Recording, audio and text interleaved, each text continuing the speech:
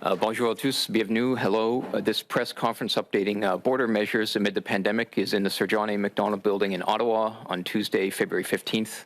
I'm Greg Quinn with Market News International. With us today, we have Ministers for Transport, Public Safety, Health, Intergovernmental Affairs and Tourism, I believe. For those who are dialing in, I remind everyone to stick to best practices to minimize outside noise.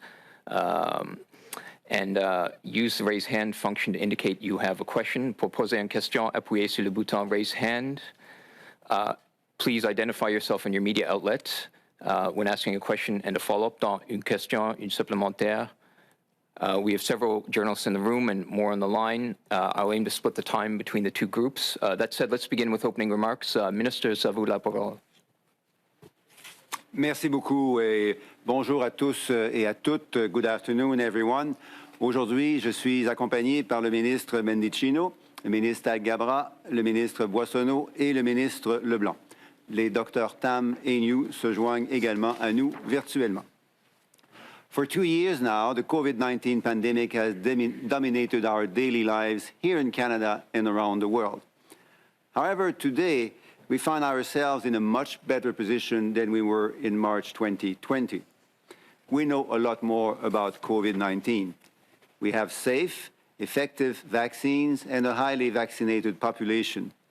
We have testing and surveillance tools that allow us to identify people who are infected and to track the trajectory of the virus.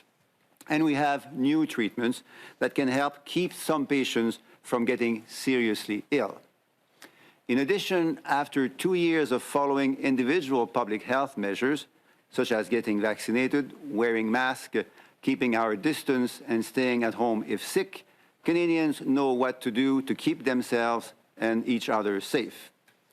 We see this playing out right now as jurisdictions across the country are adopting and adapting their public health measures and restrictions in alignment with their respective circumstances. As we know, recent data indicates we have passed the peak of the latest wave, driven by the Omicron variant. As provinces and territories adjust their public health measures, it is time to adjust our approach. This is possible because we have now multiple tools at our disposal to help us with this transition and to do it as safely as possible. These tools include a strong surveillance system, a highly vaccinated population, continued access to vaccines, access to therapeutics both in and outside our hospital system, and increasing access to rapid tests. Today, I'm announcing that we are easing our border measures. These changes are possible, not only because we have passed the peak of Omicron, but because Canadians across the country have listened to the science and to experts, followed the public health measures, and taken steps to protect themselves, their families, and their communities. As of February 28, therefore, the following border measures will be in place. First, we will be returning to the random testing surveillance program for all vaccinated travelers that was in place before Omicron came in. This means that fully vaccinated travelers arriving to Canada from any country in the world will only need to take a PCR COVID-19 test if they are randomly selected. Further, and perhaps most importantly, fully vaccinated travelers who are selected under the mandatory randomized testing regime will no longer be required to quarantine while awaiting test results.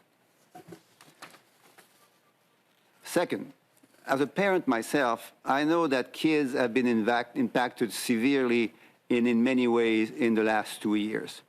And that's why I'm glad to announce that we are lifting restrictions for children less than 12 years old of age who are not yet fully vaccinated and traveling with fully vaccinated adults. This means they will no longer need to wait and self-isolate before attending school, daycare, or day camps. They will also no longer be subject to testing and other specific requirements. Unvaccinated travelers, however, will continue to be required to be tested on arrival, on day 8 and quarantine for 14 days. Third, travelers will now have the option of using either a negative COVID-19 rapid antigen test or a molecular PCR test to meet pre-entry requirements. To be valid, the COVID-19 antigen test must be authorized by the country in which it was purchased and must be administered by a laboratory, healthcare entity, or telehealth service. Travelers who choose to present a valid negative rapid antigen test will have to take the test no more than 24 hours before their scheduled flight or arrival at the land border. For those choosing to take a molecular PCR test, the rules don't change. It has to be taken no less than 72 hours prior. To prove a previous COVID-19 infection, the Government of Canada will continue to only accept molecular test results taken at least 10 calendar days and no more than 180 calendar days before entering Canada. Finally, the Government of Canada will adjust the travel health notice from a level 3 to a level 2. That means that the government will no longer recommend that Canadians avoid all travel for non-essential purposes. I want to underscore that Canadians should still exercise caution when traveling abroad. There is still the real risk of becoming sick or stranded while abroad and having to extend their trip or find themselves in need of medical assistance should they test positive for COVID-19 while traveling abroad. Travelers should also understand that there is a continued risk that border and travel measures in other countries, as well as in Canada, may change while they are abroad. The border measures I have just outlined are transitory measures, not permanent ones. We will be reassessing them in the following weeks and months.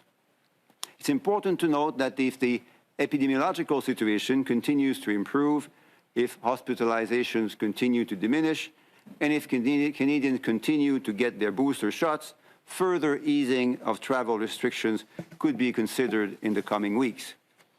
This means that, again, if the situation warrants, the testing exemption for short trips under 72 hours, for instance, could be reinstated, and eventually, further testing requirements could be dropped. Je vais maintenant répéter en français pour mes concitoyens francophones. J'annonce aujourd'hui que nous assouplissons les mesures en vigueur à la frontière. Ces changements sont possibles non seulement parce que nous avons fait les bons choix en tant que Canadiens, mais aussi parce que nous avons franchi le pic du variant Omicron et que nous avons suivi les mesures de santé publique et pris des précautions en vue de nous protéger et de protéger nos familles et nos communautés. À compter du 28 février, les changements aux mesures à la frontière seront les suivants.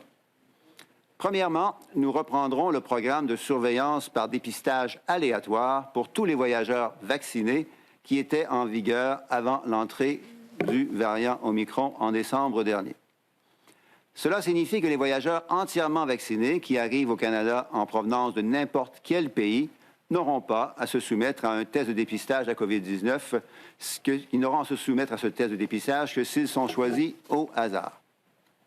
De plus, et c'est peut-être le plus important des changements annoncés aujourd'hui, les voyageurs entièrement vaccinés qui sont sélectionnés pour ce dépistage aléatoire obligatoire n'auront pas à se mettre en quarantaine en attendant leurs résultats. Deuxièmement, en tant que parent moi-même, je sais très bien que nos enfants ont été affectés lourdement à bien des égards au cours des 2 dernières années. Et c'est pourquoi je suis très heureux d'annoncer que nous levons les restrictions pour les enfants de moins de 12 ans qui ne sont pas encore entièrement vaccinés et qui reviennent au pays avec des adultes entièrement vaccinés. Cela signifie qu'ils n'auront plus à attendre et à s'isoler avant d'aller à l'école, à la garderie ou au camp de jour. Ils n'auront plus à se soumettre non plus à un test de dépistage ni à respecter d'autres exigences précises en matière frontalière. Toutefois, Les voyageurs non vaccinés continueront de devoir se soumettre à un test de dépistage à leur arrivée, après 8 jours après cette arrivée, et ils devront également rester en quarantaine durant 14 jours. Troisièmement, les voyageurs auront maintenant l'option d'utiliser un test antigénique rapide ou un test moléculaire de dépistage de la COVID-19 négatif, un test PCR, en vue de satisfaire aux exigences préalables à l'entrée au pays. Pour que le test de dépistage antigénique de la COVID-19 soit valide, il devra être autorisé par le pays dans lequel il aura été effectué et avoir été effectué dans un laboratoire, une entité de soins de santé ou un service de télésanté. Les voyageurs qui choisissent de présenter un test antigénique négatif valide devront effectuer ce test au maximum 24 heures avant leur date prévue de vol ou leur arrivée à la frontière terrestre. Pour ce qui est des personnes qui choisissent de se soumettre à un test moléculaire PCR, les règles sont les mêmes. Le test doit avoir été effectué 72 heures avant l'arrivée. Pour prouver une infection antérieure à la COVID-19, le gouvernement canadien continuera de n'accepter que les résultats des tests moléculaires effectués au moins 10 jours civils, mais pas plus que 180 jours civils avant l'entrée au pays. Enfin, et c'est la dernière mesure annoncée aujourd'hui, le gouvernement du Canada ajustera les conseils de santé aux voyageurs qui passeront du niveau 3 au niveau 2. Le gouvernement ne recommandera donc plus aux Canadiens et aux Canadiennes d'éviter les déplacements à des fins non essentielles. Je tiens à souligner toutefois que les Canadiens et les Canadiens doivent continuer de faire preuve de prudence lorsqu'ils choisissent de se déplacer à l'étranger. Il existe un risque toujours très réel de tomber malade à l'étranger et d'être contraint de prolonger son voyage si l'on obtient un résultat positif au test de dépistage de la COVID-19 lorsqu'on se trouve à l'étranger. Les voyageurs doivent également comprendre qu'il existe un risque permanent que les mesures relatives à la frontière et au déplacement dans les autres pays, comme au Canada, changent pendant qu'ils sont à l'étranger. Les mesures à la frontière que je viens d'énoncer sont des mesures transitoires. Elles ne sont pas permanentes. Nous allons continuer de le réévaluer au cours des prochaines semaines et des mois. Si la situation épidémiologique le permet, si les niveaux d'hospitalisation continuent à descendre et si les Canadiens continuent à recevoir leur dose de rappel en grand nombre, d'autres allègements pourront être envisagés. Par exemple, si et seulement si la situation le permet, l'exemption de tests pour les voyages de moins de 72 heures pourrait être remise en vigueur et éventuellement, d'autres allègements en matière de tests pourraient être considérés et être mis en place.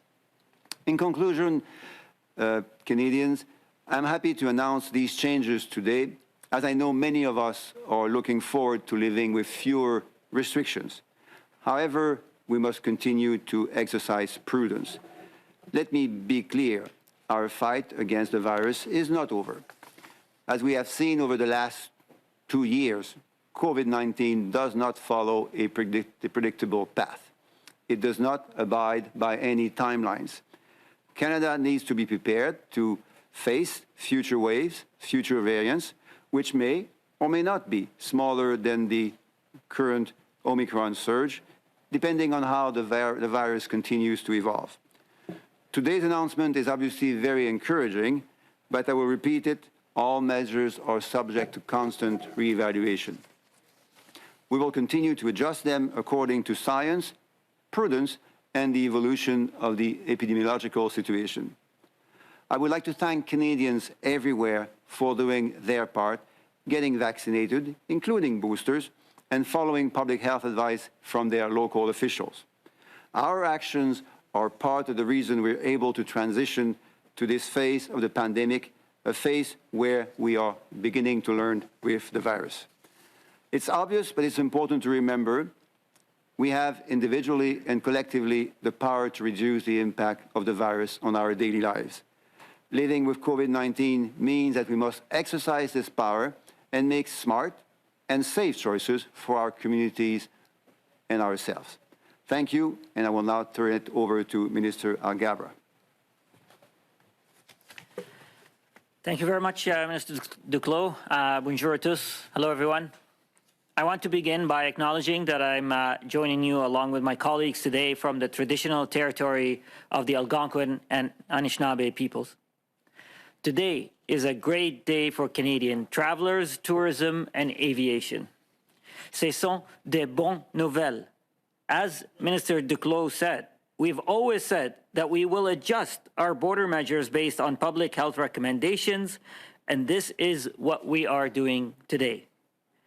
As a next step, I am happy to announce good news that I know many communities across the country have been waiting for. Currently, only 18 Canadian airports can receive international flights. As of February 28th, the ban on international flights to all remaining airports that normally receive international flights will be lifted.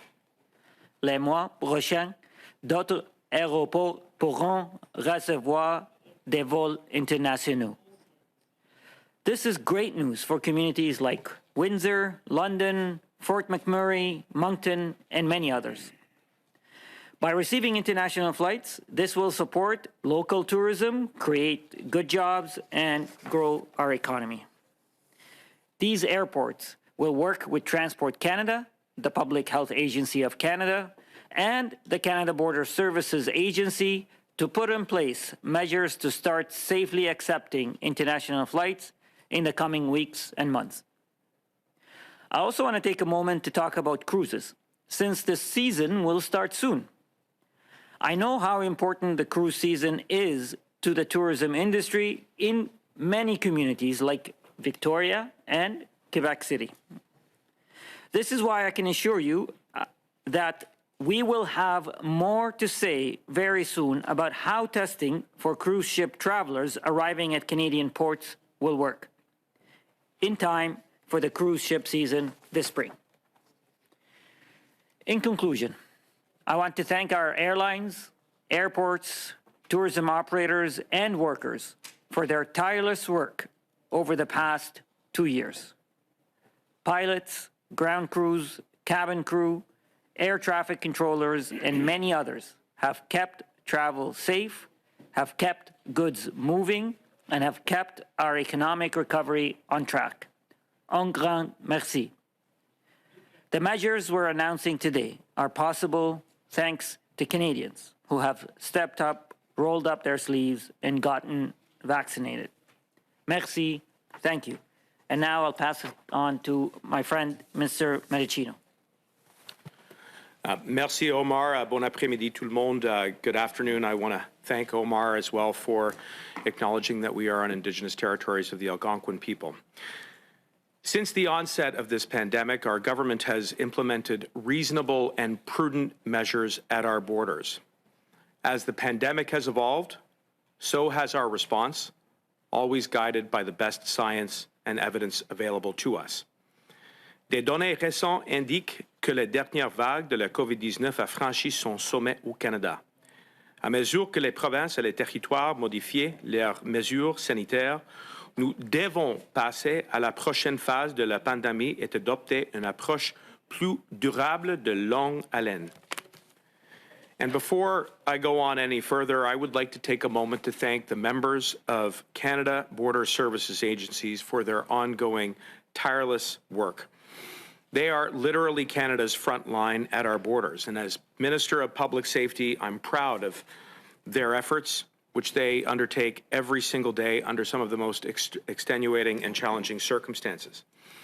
Canadians will recall that this pandemic began in March 2020, when we had to rapidly implement a series of new measures to protect against a virus that many of us were just learning about. At airports and border crossings across Canada, people rose to the occasion. Since then, CBSA officers have been responsible for enforcing a wide variety of public health measures, which have changed on the health situation here in Canada and around the world. And today is another moment of change. Pendant ce temps, l'Agence des services frontaliers du Canada a été responsable de mettre en œuvre les dispositions liées à l'entrée au pays. J'aimerais rappeler tous les voyageurs, même ceux qui sont vaccinés, vous devez continuer d'utiliser ArriveCan. Canadians traveling must continue to use ArriveCan. Vous pouvez utiliser l'application mobile ou le site web pour nous fournir les renseignements obligatoires dans les 72 heures avant votre arrivée au Canada. Today's announcement is possible thanks to three big things: Canada's world-leading vaccination rate, decreasing hospitalizations rates and effective tools like rapid tests, therapeutics, and treatments. But more than anything else, it's because of the ongoing sacrifices and collective effort that Canadians are making. And I want to thank all of them for the role that they are continuing to play in making today's announcement possible. Your efforts are helping to protect not only yourselves and your neighbors, you're helping us all get through this together. Je tiens à remercier les Canadiens et les Canadiennes d'avoir été vaccinés et respecter les mesures sanitaires. Comme nous l'avons fait depuis le début de la pandémie, nous continuerons de modifier nos mesures en fonction de la science et des dernières données. Pendant cette situation en évolution, nous nous sommes toujours fondés sur l'information scientifique d'actualité pour mettre en œuvre les restrictions frontalières. And as Minister of Public Safety, my commitment to you is that we will never hesitate to do what is necessary to keep people safe. And before I turn it over to my colleague, Minister Boissonnault, I'd like to provide a few words by way of an update on the ongoing concrete actions that the federal government is taking to end the illegal blockades across the country. Following the declaration of the Emergencies Act yesterday, there has been significant progress made to secure our borders. In British Columbia, thanks to the RCMP, and following a series of arrests and seizures, we have now seen that the Pacific Highway border crossing in Surrey is reopened. Similarly, in Coutts, Alberta, yesterday, the RCMP carried out a number of highly sophisticated and coordinated arrests and seizures, leading to the seizures of a significant number of deadly firearms. We have now seen, again in conjunction with the CBSA and the local law enforcement, the reopening of the Coutts port of entry. The day before yesterday, we saw that, again, following a highly coordinated law enforcement operation undertaken by the Windsor Police Service, the Ontario Provincial Police, and with the assistance of the RCMP, a number of arrests that took place in Windsor, which allowed us to reopen the Ambassador Bridge, where roughly 1/4 of all commercial trade takes place on a daily basis. While we have seen progress, it is important that we continue to secure that progress going forward. I want to take a moment to address the situation here in Ottawa, and I want to acknowledge the resignation of Chief Slowly. Now, of course, this is not a decision that is within the remit or the mandate of the federal government. Our focus is to ensure that the Ottawa Police Service, as well as the OPP and the RCMP, have all of the tools that are necessary to restore public order in Ottawa. I want to take a moment to highlight that an integrated command center has now been set up so that the RCMP and the OPP can share and assume command and control over the enforcement operations which will be necessary to bring about public safety on the streets of Ottawa again. I would be remiss if I didn't take a moment as well to point out the tremendous degree of sacrifice that those who live in Ottawa have had to endure. And as I said yesterday, this is not trivial. We're not just talking about interruptions when it comes to people dropping off their kids at school or getting to work or moving about. What we have seen in Ottawa is an ongoing and sustained effort by a small organization who, with a very extreme ideology, has intimidated, harassed, and has broken the law in a way that is unacceptable. The state of the situation on Wellington Street over the course of the weekend is unacceptable, and we have seen it now for three weekends in a row, and it must stop. And this is why we're going to continue to ensure that law enforcement has every single piece of equipment, every personnel, and everything that they need at their disposal. It also explains why it is that the government took the careful and deliberate decision yesterday to invoke the Emergencies Act. And I want to update Canadians that today we have now published the declaration of the Emergencies Act, which will enable the government to quickly operationalize and bring to life the words which appear in that declaration.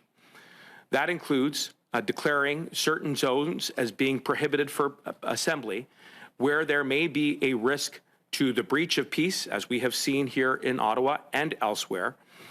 And this will be a concrete tool to bring clarity to those that are continuing to participate in the illegal blockades that it is time to go home. We will also be sure that through the Emergencies Act, that law enforcement have all of the tools that they need, be it tow trucks, be it barriers and other assets and equipment, so that we can crowd control and ensure that the flow of trade and traffic flows very smoothly on a daily basis. And here I'm thinking particularly about communities like Windsor and Coutts, and where other ports of entry facilitate the trade and commerce that is so critical to our economy. And finally, we are taking concrete steps to give banks and financial institutions the tools that they need to put a stop to the flow of any funds, proceeds through conventional currency or cryptocurrency that may aid and abet the illegal blockades. And I'm assured by conversations that I've had with the Commissioner of the RCMP and other representatives of law enforcement that they understand the urgency of the situation, so that all of these tools can be put to their disposal as quickly as possible. This has been a long 3 weeks, and people are in desperate need of reassurance, and especially those who live here in Ottawa. And everything that the government has done has been with the focus on protecting the health and safety of Canadians. And we are going to continue to work around the clock until we get that job done. And we obviously depend on our law enforcement to now enforce the laws that the government has written. With that, I will turn it over to my colleague, Minister Boissonnault. Merci. Well, thanks very much, Minister Mendicino. Bon après-midi tout le monde. Good afternoon, everyone. I, too, would like to acknowledge that we are on the unceded territories of the Algonquin and Anishinaabe peoples. And let me just begin by thanking Minister Mendicino and Minister LeBlanc for your steadfast collaboration and work with officials in Alberta and making sure that we're able to do what needs to be done to open up the traffic at the Coutts border. As Minister for Alberta, I thank you for your collaboration and your steadfast cooperation with the authorities in Alberta on behalf of Albertans and Canadians. So thank you both very much. Ministre Duclos, merci de votre leadership et votre compassion et votre dévouement à suivre la science, comme on a fait tout le long de la pandémie. Minister Alghabra, thank you for being the voice of people that want to travel again and the airports that have been closed necessarily. But today is a new day. Comme je l'ai mentionné, chers collègues, à plusieurs reprises, c'est la sécurité d'abord et ensuite les voyages après. As I've said many times, safety first, then travel. Today's announcement is an important step on our pathway of a safe and prudent reopening. This is a gradual process that puts science and evidence at the center of our decision-making. And I want to be clear with Canadians. Travel is safe, yet risk remains. A complete lifting of restrictions at this time isn't good for Canadians or for Canadian businesses. We don't want to have to snap back restrictions, but we are prepared to do so if need be. A gradual process provides us with predictability, provides the industry with predictability, and helps everyone keep moving in one direction, which helps everyone. J'ai hâte de rencontrer en personne en toute sécurité les entreprises et les organisations touristiques d'un bout à l'autre du pays. Le travail que vous faites est ce qui fait du Canada un endroit si merveilleux à explorer. Announcements like the one we're here making today help ensure that Canada continues to be recognized as a destination of choice. Coupled with our high vaccination rates and a focus on health and safety, Canada has a huge marketing advantage as one of the safest places in the world to travel to. And today's announcement is an important step in signaling that Canada's visitor economy is opening up, welcoming travelers for an all-important summer season. To everyone in the tourism sector, let me say this: whether you be a worker, owner, operator, we know how long you've waited for this day. We know how hard it has been. And we have had your backs, and we will continue to have your backs, and brighter days are ahead. À tout le monde du secteur du tourisme, aux travailleurs, aux entrepreneurs, aux opérateurs, nous savons à quel point vous avez attendu cette journée et que vous étiez si patient. Et nous savons que vous avez attendu avec impatience pour cette journée. Nous savons à quel point ça a été difficile. Nous avons été là pour vous et pour vous soutenir tout le long de la pandémie. Nous allons continuer de vous soutenir aussi longtemps qu'il faudra. Je suis heureux qu'une fois de plus, les voyageurs et les groupes puissent se faire des souvenirs en visitant une destination sûre et puissent profiter au maximum de tout ce que notre beau pays a à offrir. Merci. Thank you. I'll turn back to the moderator. Thank you. Okay. We have a few questions in the room. So I believe first we have Sébastien Delosier, Radio-Canada, then Tana McCharles, Toronto Star after that. Thank you. Merci. Ma question est pour M. Duclos, quoique tous pouvez y répondre. Hier, donc, vous invoquez la loi sur les mesures d'urgence, ce qu'on pourrait qualifier de bâton. Aujourd'hui, avec la levée de ces restrictions à la frontière, c'est un peu la carotte. Avez-vous cédé aux demandes des manifestants ou ces manifestations ont-elles influencé votre prise de décision? Merci beaucoup et je vais répondre de deux façons. La première, c'est que si vous écoutez attentivement, tout ça repose sur des données épidémiologiques vaccinales qui évoluent depuis plusieurs semaines. On regarde ça attentivement depuis, évidemment, le début du mois de décembre, depuis l'arrivée du variant Omicron. Donc, c'est sur la base, comme je le dis souvent, de la science et de la prudence, mais aussi de la situation épidémiologique que ces décisions se prennent. Elles prennent du temps, évidemment, parce que, en plus des données, il faut aussi toujours agir avec prudence. Et la deuxième chose que je noterais, c'est que l'annonce d'aujourd'hui ne change rien par rapport à l'approche du gouvernement canadien sur l'importance de la vaccination. Les mesures que j'ai annoncées aujourd'hui ne touchent que les gens qui sont vaccinés. Les conditions avec lesquelles ces gens peuvent voyager sont effectivement assouplies et adaptées. Mais pour les non-vaccinés, rien ne change. On sait que la meilleure protection qui puisse exister lorsqu'on se déplace au Canada ou à l'étranger, c'est d'être vacciné. D'accord. Et M. Alghabra, donc la loi sur les mesures d'urgence pourrait vous permettre de réquisitionner des remorqueuses. M. Mendicino y a fait référence, mais pour dégager les camions. Mais qu'allez-vous faire si les remorqueurs ne veulent pas participer à l'opération, comme certains nous l'ont déjà dit? Quelle est votre solution de dernier recours? Thank you for the question. As the Prime Minister and Minister Mendicino and others have explained, the invoking of the Emergencies Act is to provide additional tools to law enforcement agencies and communities who want to end the illegal blockades and to protect our critical infrastructure, to protect our economy. One of those tools is to ensure that tow truck operators are compelled to offer services to end these illegal blockades. Obviously our hope is that tow truck operators are able to comply with the requirements that law enforcement agencies. The good news is that so far we've cleared 3 blockades without having to utilize these measures. So that is ultimately our hope, but these are additional tools if needed and we'll deal with the hypothetical scenario. If someone refuses the order, law enforcement agencies will enforce the law. Yeah. This question, I think, is for Mr. Mendicino. Minister, I didn't hear you thank the Ottawa Police Chief, and a lot of residents here are wondering who is in charge, and you've referenced OPP and RCMP now controlling the management of the situation. I'd like to know what's your expectation as to how they're going to manage the situation and end the blockade here, especially when there are already premiers and civil libertarians saying you have not met the threshold to trigger this act. Well, just first with regards to Chief Slowly, you know, I acknowledge that this is an individual who has served many years on the front lines of the public service, has crashed through many barriers in rising to the position of being a chief of police, and I think that there is an important reflection there.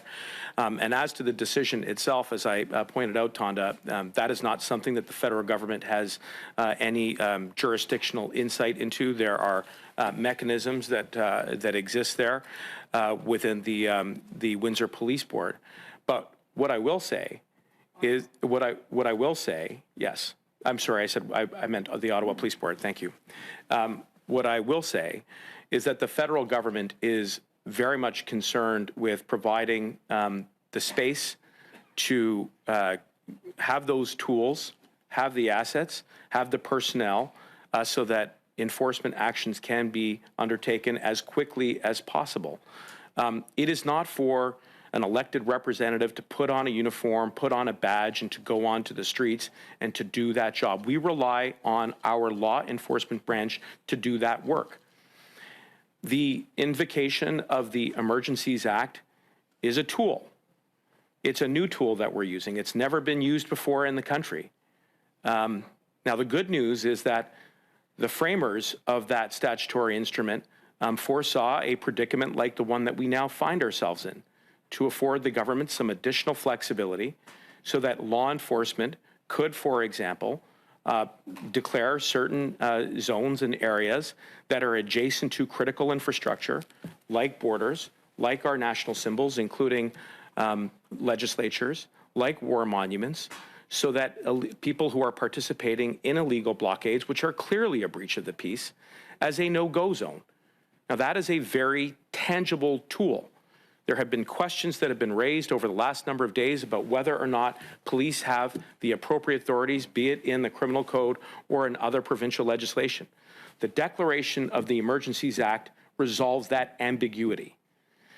In addition to that, the framers also contemplated that there would be a need to move with great rapidity to get law enforcement concrete tools like barriers, like tow trucks, like other assets in a way that is efficient so that they can move forward with enforcement operations where are appropriate. But I want to draw a bright line about what the role of the government here is and what the role of police is. And the role of police is to now utilize those tools in a way that is obviously respectful of the Charter, in concert with provincial and municipal authorities, not in conflict with them, so that we can restore public order. No one wants to see another weekend like the last 3 on Wellington Street. And I'm assured by my discussions with the police that they fully appreciate that. And we now depend on them to do the job. You have not set out publicly what zones are specifically designated as no-go zones. If you could clarify if that's something you're leaving to police to do, and why are you using essentially language that's in the Terrorism Act to describe the context for enforcement measures? You described in the declaration political and ideological objectives of protesters. Why are you using that? Well, that's actually a very important question, and I think it cuts right to the core of what we're confronted with in this moment. There have been those who have tried to characterize these illegal blockades about vaccines and mandates and fatigue with the pandemic. That is not what is driving this movement right now. What is driving this movement is a very small, organized group that is driven by an ideology to overthrow the government through whatever means they may wish to use. And yesterday's arrests in Coutts should be a cautionary tale about what it is that we are precisely dealing with here. The seizure of a significant number of illegal firearms by a group that is very committed to the cause is something that we need to be very sober about. Now, as absurd and as outlandish as the claims may be of this group, one only has to survey the damage that has been caused over the last number of weeks to our economy as a result of the interruption of the flow of our supply chains, but equally here in Ottawa.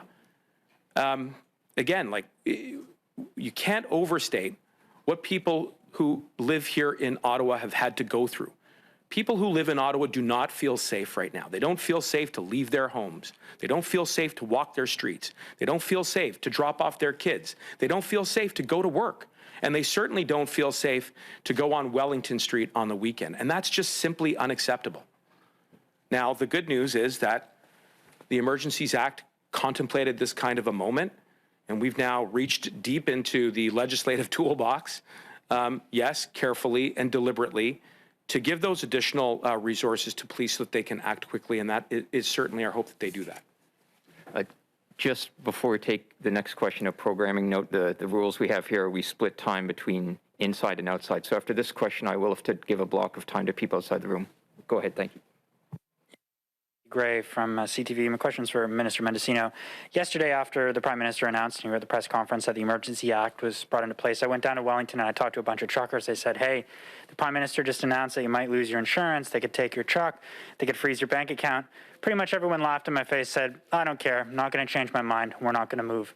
Is it the government's position that there is an expectation that force will need to be used to remove at least some of the truckers who are on Wellington and the other streets in Ottawa? Short answer is we certainly hope not. And the invocation of the Emergencies Act and the declaration that follows with it sends a very powerful message and hopefully a deterrent to rational and fair-minded individuals who may think that they're just participating in a peaceful protest, but are actually now commingled with something that is much more nefarious. And, for those that, are seeking confrontation and or violence, we rely on our law enforcement to use their best judgment on how to resolve that conflict. Of course, we want the illegal blockades to be resolved peacefully. I mean, that is obviously the first preference here. And I know that police services at every level dispatch any number of tactics and techniques which are within their domain of expertise to do just that. And thus far, we have been very fortunate in that there has not been any mass outbreak of violence. And that's the way we want it to stay. So to anybody who's in the illegal blockades and who thinks that this is simply a peaceful assembly, there are any number of clear signals from the government that now is the time to go home. And of course, if people are not being motivated, and one would think that the additional powers that are introduced under the Emergencies Act around seizing proceeds and funds, which is, I think, an instrument that we'll be working very closely with the banks and financial institutions to operationalize, then here again, we will depend on police to do the job, to do it responsibly, to do it within the parameters of the law and the charter, and to do it in a way that is as peaceful as possible.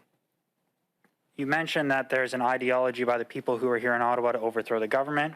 And when you combine that with the fact that we've seen that there were a number of guns seized by the RCMP in Coots, is it also your expectation that the trucks out in Wellington and around Ottawa would have guns in them as well? Look, we, for an assessment of that, have to rely on law enforcement. I don't want to speculate about what may or may not be in possession of those who are participating in the illegal blockades. And this gets back to what Tondo was asking earlier about who's responsible for what. What elected representatives in governments are responsible for are to give police the tools that are necessary. And yesterday's invocation of the Emergencies Act is another tool. But in terms of operationalizing those laws, making them real on the streets, that's the job of the police. That's the job of those who put on the uniform and the badge. And that's why we are, depending on them to restore public safety in the most responsible and professional manner that they can, as quickly and as peacefully as possible. Okay, we're going to turn to some calls from outside the room now. I'd like to start with Melanie Marquis, La Presse, followed by David Thurton, CBC. Melanie, your line should be opening. À vous la parole. Oui, bonjour. Ma question est pour Monsieur Duclos. La première, c'est juste une précision sur le niveau, les avis aux voyageurs. Là, vous dites qu'on va revenir à 2 plutôt que rester à 3. Juste me préciser que c'est bel et bien à partir du 28 février. Et puis d'ailleurs, sur le 28 février, pourquoi attendre 2 semaines avant de lever les restrictions? Quelle est la base scientifique de ce délai de 2 semaines?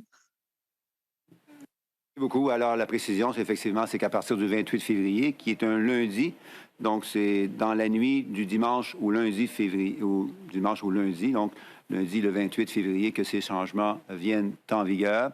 Deuxième chose, sur l'avis aux voyageurs, il passe effectivement du niveau 3. Le niveau 3, c'est qu'on déconseille tout voyage non essentiel au niveau 2, où là, on invite les gens à faire preuve de prudence lorsqu'ils considèrent aller voyager à l'extérieur. Prudence, c'est 2 choses.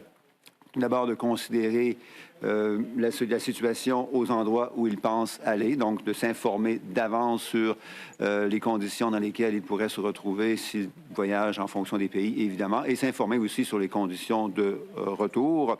Et la troisième chose, c'est que pourquoi le 28 février? C'est parce qu'il y a des changements, évidemment, à faire à Rive-Cannes. Il y a des mesures qu'il faut absolument bien programmer et bien préparer pour que tout ça puisse être mis en place là, correctement.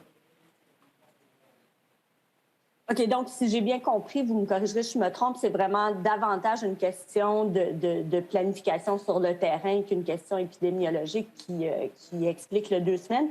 Puis mon autre question, ce serait pour le ministre Mendicino. J'aimerais avoir votre réaction à la démission du chef de police d'Ottawa, M. Slowly. Est-ce que le gouvernement fédéral a fait pression pour que M. Slowly parte et est-ce que vous pensez que ça va permettre de tourner la page, d'ouvrir un nouveau chapitre dans l'occupation à Ottawa? Non, absolument pas. Il n'y a aucune de pression qui a été mise par le gouvernement fédéral sous la décision. C'est une décision, je comprends que c'est une décision personnelle et comme j'avais déjà dit, il faut reconnaître tout le travail de Chief Slowly pendant des décennies sur les premières lignes de les services des policiers.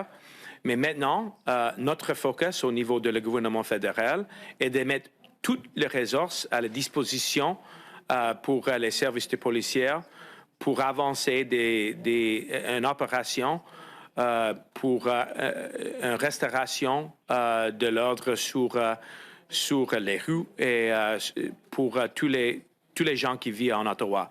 C'est une situation qui est inacceptable et ça, c'est notre focus. David Thurton, CBC. Minister Mendicino, you said it in French there, if I understood you correctly. You understand that Chief Slowly's resignation was personal. What do you mean by that? My understanding is that this was a resignation. I would just point out that, to be clear, that the federal government had no role in the decision, and that there are obviously, relationships that exist between Chief Slowly and the Ottawa Police Board that are beyond the remit of the federal government here.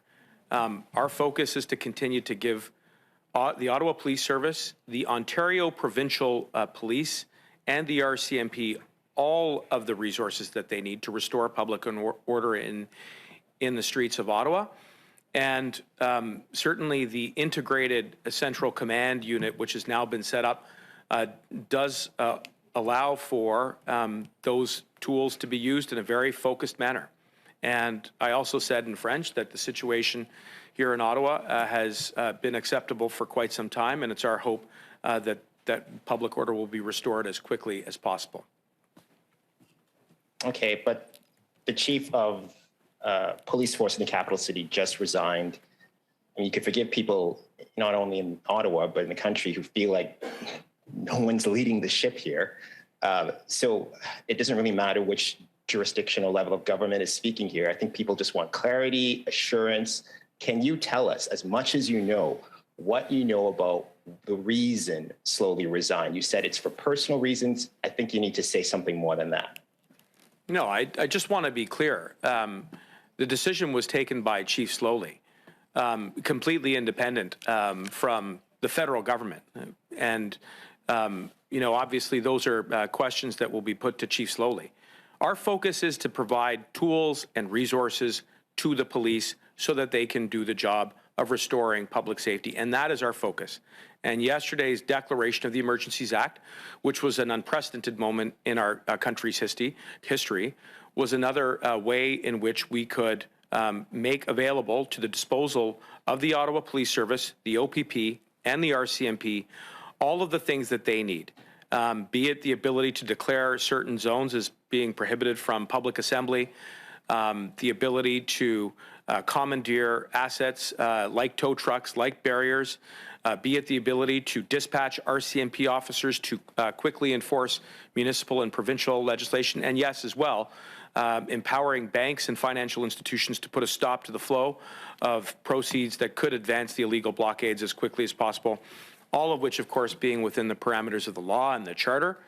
And we'll continue to do what we can to give police those tools, but we trust them to restore public safety. I mean, to your point, yes, you're right. People don't want to hear about jurisdiction. They're not interested in the nuances. What I think people in Ottawa expect and have every right to see happen is that public order will be restored as soon as possible. Okay, let's turn now to Marika Walsh and then Bourse pour le devoir. Marika. Hi there. Thanks very much for taking our questions. Minister Mendicino, my questions are also for you. First, on your comments that I believe you said something along the lines of nobody wants to see a repeat of the last 3 weeks and the police appreciate that. So what guarantees can you give Ottawa residents that things will change? How quickly will they change? And how are you able to ensure that there is not a repeat, given that it's Tuesday, we've lost today, there's no police chief, and there's a long weekend coming up, and we know more protesters will come? Well, I think that's a very fair question. And all I can assure you and to everybody who's watching is that we have conveyed the concerns of the community here in Ottawa. And we've done it in a way that is honest and direct. We have expressed the degree of anxiety, the concerns, and these are not just images on social media. I know there's a lot of traffic over the course of the last 3 weeks. We're talking about people's lives. And so our job in government is to ensure that law enforcement understands and appreciates exactly what the community is feeling. The conversations that we've had, particularly with my colleagues who work in our government, Minister Fortier and MP Nakfi, have been extremely vocal, as has been all of the MPs who are members of the NCR caucus. I want to be clear, not only in Ottawa, but also in the Gatineau region. And our job is to make sure that police understand that anxiety. And from the exchanges that I've had with the commissioner, I believe that the RCMP understand it. And I know that they're working day and night to be sure that there is an operation that will be put into effect to restore public order. It isn't easy. The illegal blockade has now become entrenched in the downtown core over the last 3 weeks. You see trucks on Wellington Street. You see other structures. You see fireworks going off. You see barriers that have been toppled. I mean, there's a lot of work that needs to be done. But the point that I would just make is that, from my conversations with law enforcement at the federal level, that they understand that challenge and are going to work day and night to make sure that there isn't a repeat. Thank you for that response. And going to another comment that I've heard repeatedly from yourself and your colleagues, the government keeps pointing to the situation in Coutts as a justification, or one of the justifications for the Emergencies Act being invoked.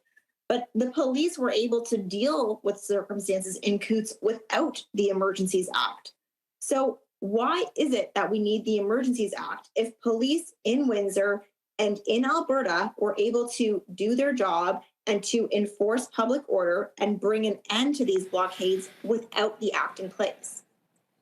Well, first, I want to acknowledge the exceptional work of the RCMP, not only in Coutts, but in British Columbia and in Surrey, as well as in Windsor, to restore public order and remove those illegal blockades so that we can get trade moving again. I mean, the devastation that was caused as a result of the obstructions to those who are participating in the illegal blockades is very deep, and it needs to be turned around. But as I explained yesterday, we can't take for granted the gains that have been made by law enforcement using existing authorities.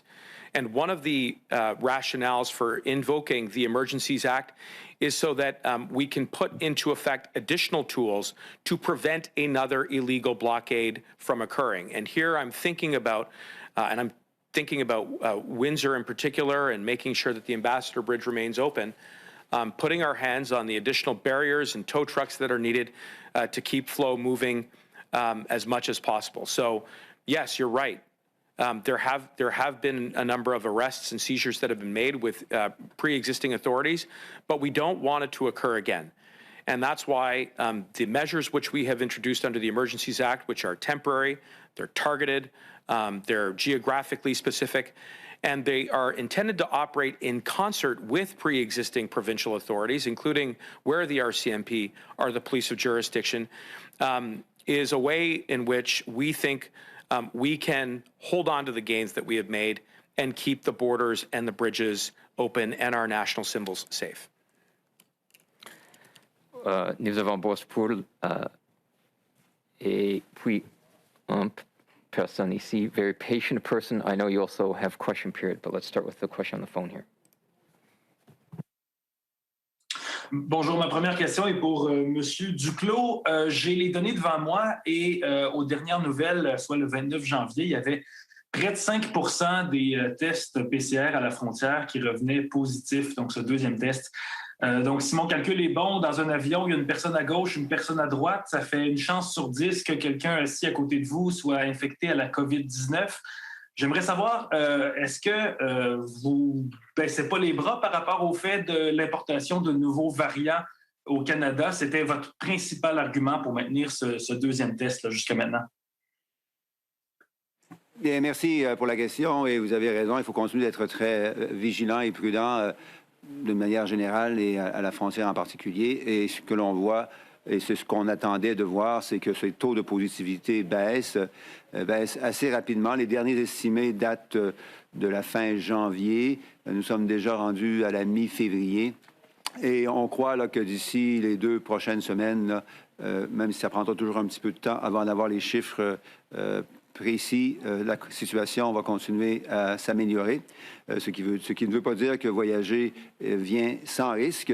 Et c'est pour ça là, qu'on continue à inviter les gens à faire preuve de prudence et d'intelligence lorsqu'ils décident de voyager à l'étranger. Donc, le passage là, du niveau 3 à niveau 2 ne veut pas dire que voyager ne vient sans risque à partir de maintenant. Et ça veut aussi dire qu'au retour au Canada, bien, il faut faire attention. Et c'est pour ça qu'avant, on connaît l'utilité des multiples couches. C'est pour ça que la couche de pré-départ, même si elle permet maintenant l'usage d'un test rapide antigénique, cette couche reste là pour s'assurer que les gens puissent se protéger eux-mêmes et protéger, comme vous l'avez dit, ceux qu'ils vont croiser durant leur voyage et ceux qu'ils vont croiser une fois de retour au pays. Merci. Et en suivi, c'est pour votre collègue, M. Mendicino. Le premier ministre, hier, a confirmé que la loi s'appliquait partout au Canada, mais qu'elle serait utilisée uniquement là où nécessaire. Et vous avez précisé il y a un instant là, que ce serait en concert avec les forces de police provinciales. Donc, ma question est très simple. Est-ce que le fédéral pourrait imposer ou utiliser ces mesures, même dans les provinces qui n'en veulent pas, comme en Alberta, comme au Manitoba, par exemple?